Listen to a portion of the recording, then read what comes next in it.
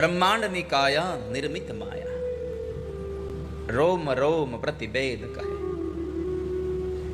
એક 5 વર્ષના બાળકની તાકાત તો જુઓ. એક અસુર યોનિનો બાળક, એનો પિતા આટલો સમર્થ, આટલો શક્તિવાન, સમગ્ર રાજ્ય એનાથી કંપી ઉઠે. અને એને પૂછ્યું કે આ સ્તંભમાં તારો નારાયણ છે?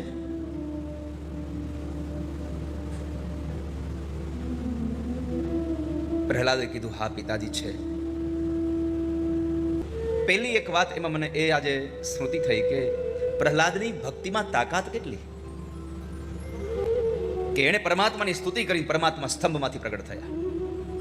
ભક્તિની તાકાત કેટલી છે.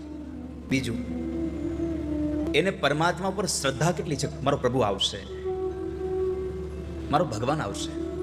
પ્રહલાદને ભગવાન ઉપર ભરોસો હતો કે મારો ઠાકોરજી આવશે.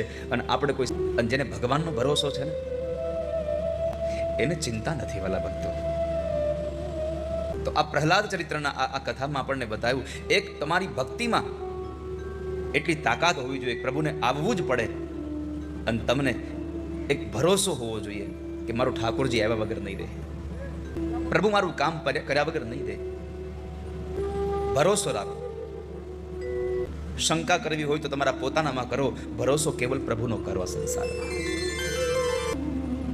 जिसको तेरा भरोसा, जिसको तेरा सहारा,